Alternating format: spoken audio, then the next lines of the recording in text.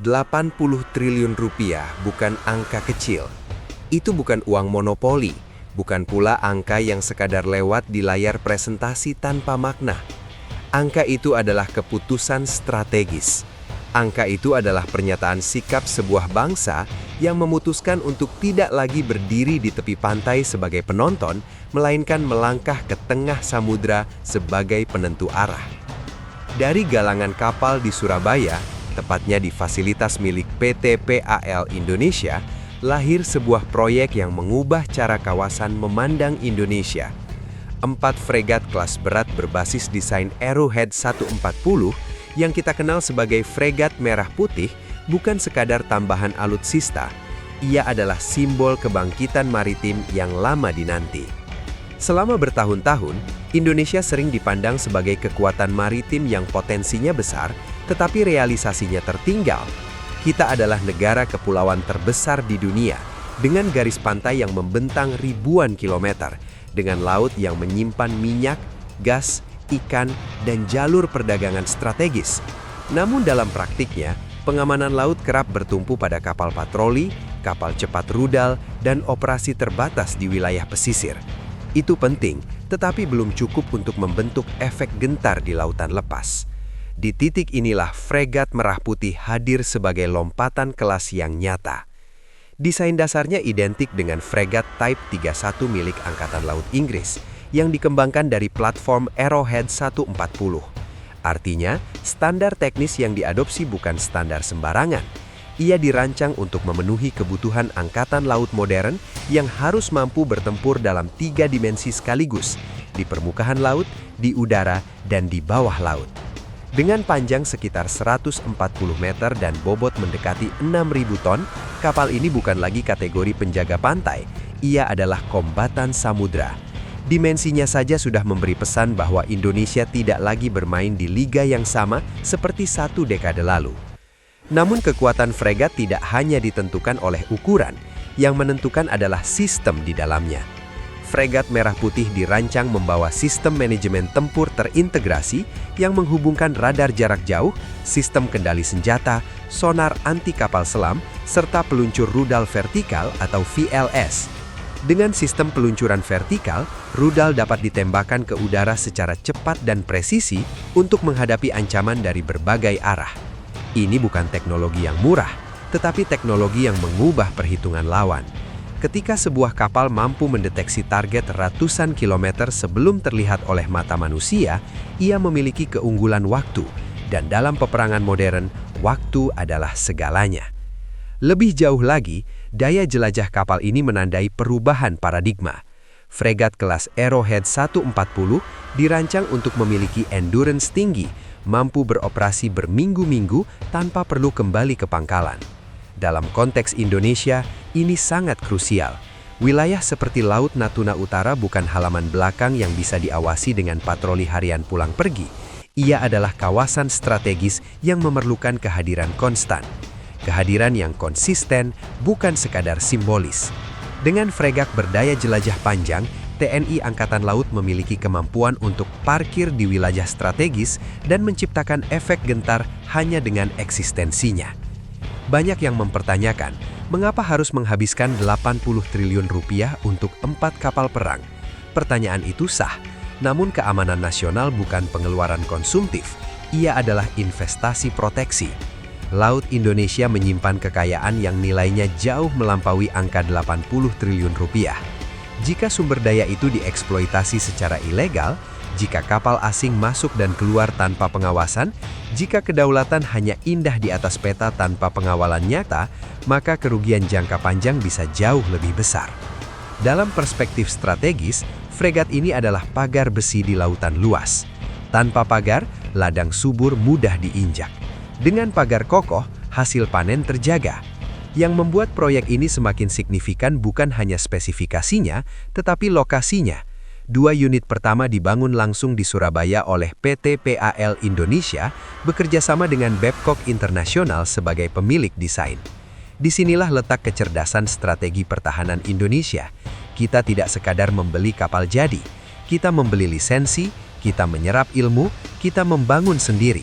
Transfer of technology bukan jargon kosong. Ia adalah proses konkret di mana insinyur Indonesia terlibat dalam desain detail, integrasi sistem, hingga proses produksi blok-blok kapal raksasa. Tahap peletakan lunas yang telah berlangsung menandai dimulainya fase struktural yang menentukan.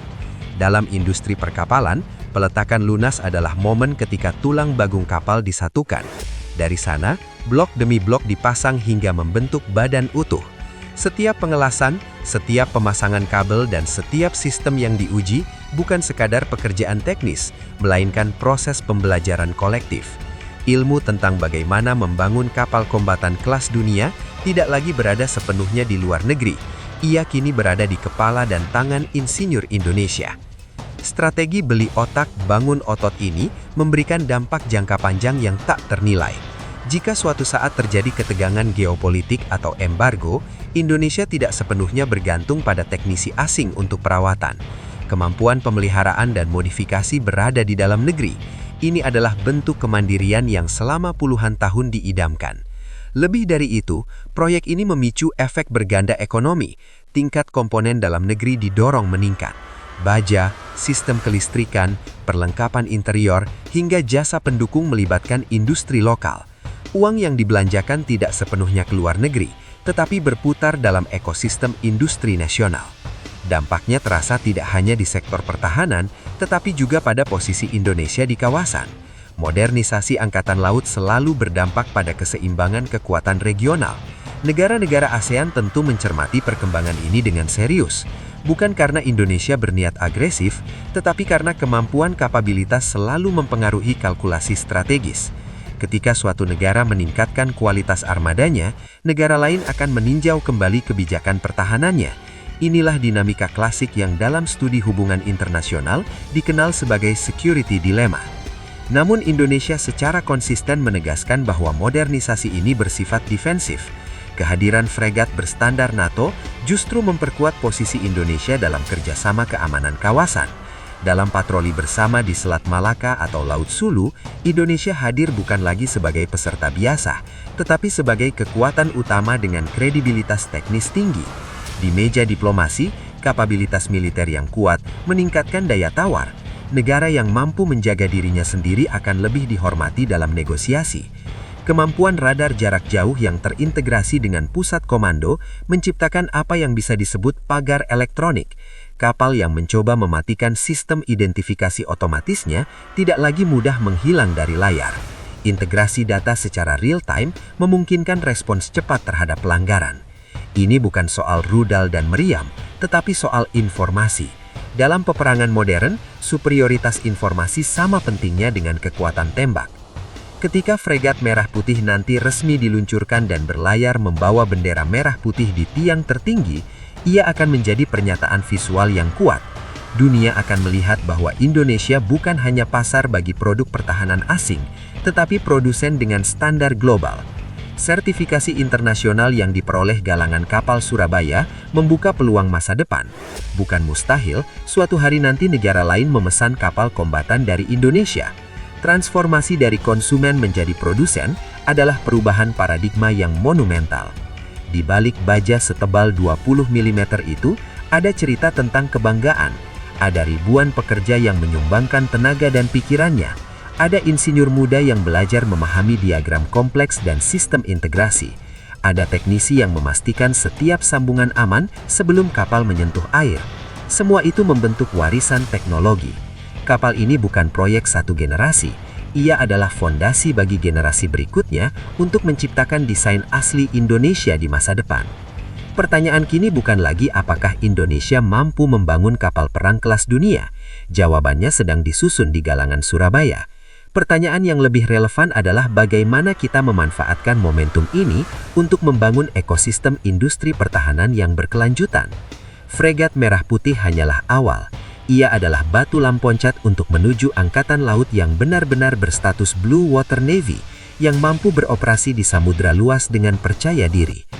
80 triliun rupiah pada akhirnya bukan sekadar angka dalam laporan anggaran.